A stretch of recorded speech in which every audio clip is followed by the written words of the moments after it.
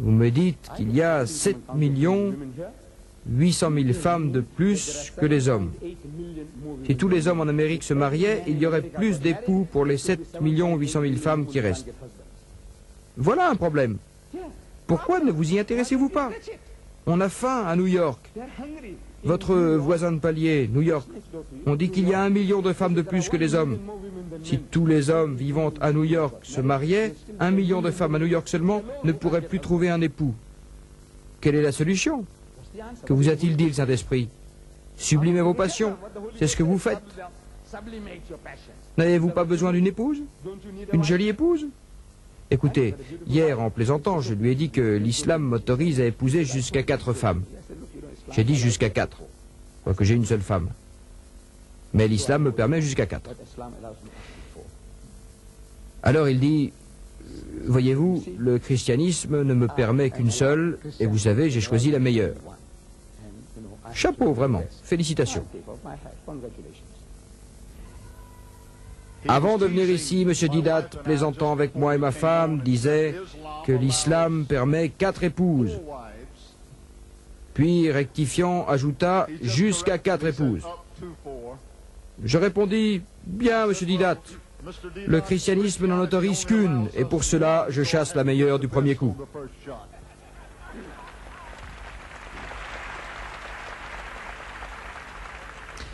Il a résolu le problème d'une seule femme, mais il y en a 7 800 000. Et non seulement 7 800 000, à supposer que tous les hommes se marient. Vous avez les homosexuels à New York. Le tiers des hommes sont homosexuels, sodomites, le tiers. Si tous les hommes à New York se mariaient, 1 million de femmes resteraient seules. Mais un tiers des hommes à New York sont homosexuels, sodomites.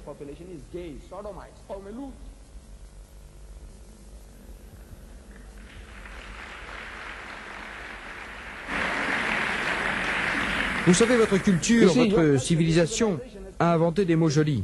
Prostitution est un joli mot pour désigner des choses sales, immondes. Tous ces pédérastes homosexuels, sodomites, vous les appelez gays. La première fois que j'ai vu ce mot dans un journal, gay, je ne comprenais pas. C'est quoi ce gay? Parfois, je ne dis pas que j'ai l'esprit vif. Je ne suis pas très cultivé, comme la plupart d'entre vous. Voyez-vous, j'ai dépassé ce stade alimentaire d'éducation. J'ai parlé, tellement parlé que j'en suis venu à parler tout seul. Académiquement parlant, vous êtes pour la plupart plus instruits que moi. Mais j'ai appris ce mot gay quand j'étais enfant, à l'école. Ils m'ont fait apprendre des poèmes à l'école. Mes professeurs, des poèmes. Un de ces poèmes dit... gay. On disait de quelqu'un, il est gay. Il est gay. C'est-à-dire, il est très jovial, qu'il soit homme ou femme. Cette femme est gay. Cet homme est gay. J'ai rien pensé. Et maintenant, on parle tout le temps de gay. C'est quoi un gay? On dirait quelque chose de suspect. La façon dont ils écrivent sur les gays. Maintenant, je sais que ça désigne un homosexuel. Vous employez un si joli mot dans un sens ignoble. Si je disais notre président est gay...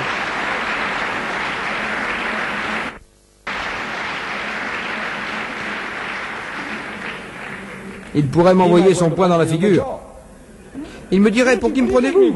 Où avez-vous déniché ce mot? Et alors je lui dirais, quand j'étais à l'école, on nous a appris de jolis mots que j'ai beaucoup aimés. Voilà, c'est tout.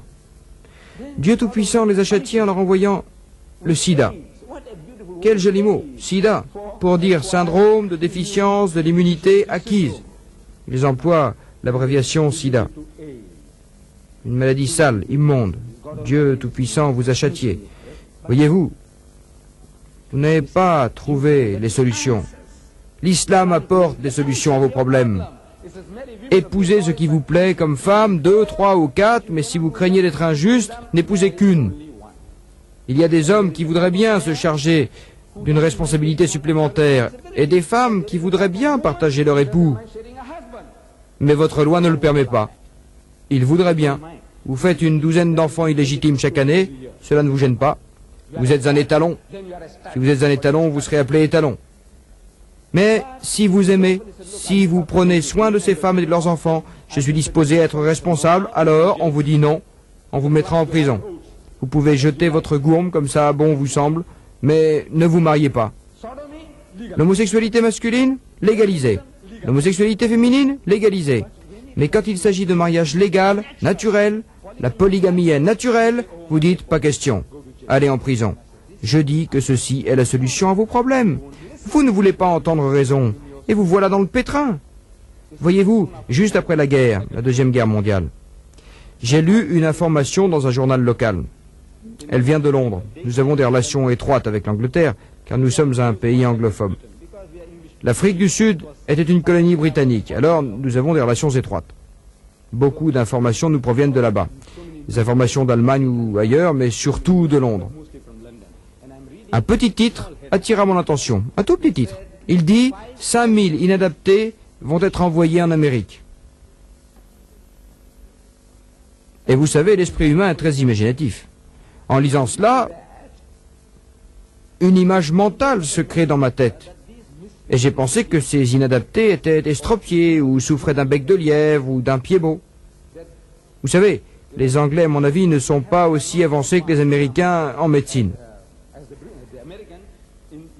Alors, je me suis dit, ils les envoient sûrement pour traitement. Vous savez, le bec de lièvre et le pied beau, ils les envoient pour traitement. Voilà ce que j'ai immédiatement pensé de ces 5000 qu'on s'apprêtait à envoyer. Et en lisant les détails, j'apprends que ces 5000 inadaptés étaient les enfants, à cette époque, disait-on, de soldats stationnés en Angleterre pendant la guerre. Ils disaient des soldats nègres. Je ne voudrais pas offenser mes frères afro-américains ni mes frères noirs, mais c'est ce qui était écrit dans le journal. 5000 enfants de soldats nègres stationnés en Angleterre pendant la guerre. Alors je pose la question. C'était sur la côte ouest de l'Angleterre. Combien de soldats noirs se trouvaient là? Sans compter les blancs australiens, les blancs néo-zélandais, les blancs sud-africains, les blancs canadiens, les blancs américains, les blancs de la France libre, les blancs polonais et les soldats anglais. À part tout cela, combien de soldats noirs y avait-il là? Insignifiant. Les soldats recevaient une instruction avant leur départ, on leur demandait d'utiliser des préservatifs, vous savez, contrôle des naissances, attention, ne pas attraper des maladies vénériennes, la bienheurée, mais nous savons que certaines flèches ne touchent pas le but et que les vœux ne sont pas tous exaucés. Combien de dégâts l'Angleterre chrétienne a-t-elle dû subir pour produire ces 5000 inadaptés? Combien? Vous imaginez? Ces enfants, issus de nos frères noirs, étant trop noirs pour pouvoir s'intégrer dans la société anglaise? Voyez-vous, si votre sœur amène un tel môme à la maison, et le môme, garçon ou fille, grandit avec des cheveux frisés, un petit nez aplati, et de petites hautes pommettes, tout le monde lui dira « C'est quoi ça? C'est l'enfant de ma sœur Marie. » « C'est quoi ça? C'est l'enfant de ma sœur Marie. Qu'en pensez-vous? L'enfant de votre sœur Marie. Comment ça se fait-il? Vous savez, nous sommes blancs, caucasiens.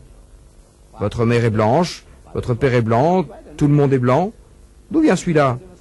Vous dites, oh, un ami noir, ma sœur a dû sortir avec lui, vous savez, et ils ont fait ça. Oh, c'est un fait. Et ils se sont dit, écoutez, on va les envoyer en Amérique, où ils pourront s'intégrer dans la société noire. Alors, ils les envoyèrent en Amérique. Je n'ai pas noté les noms, vous savez.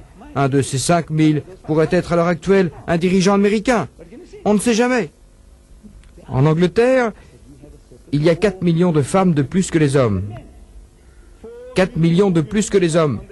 Rien que sur la côte Est, il y a 1 600 000 femmes de plus que les hommes. Sur la côte Est de l'Angleterre. Que feriez-vous d'elles? Vous les laissez mariner? Vous les envoyez au Tibet?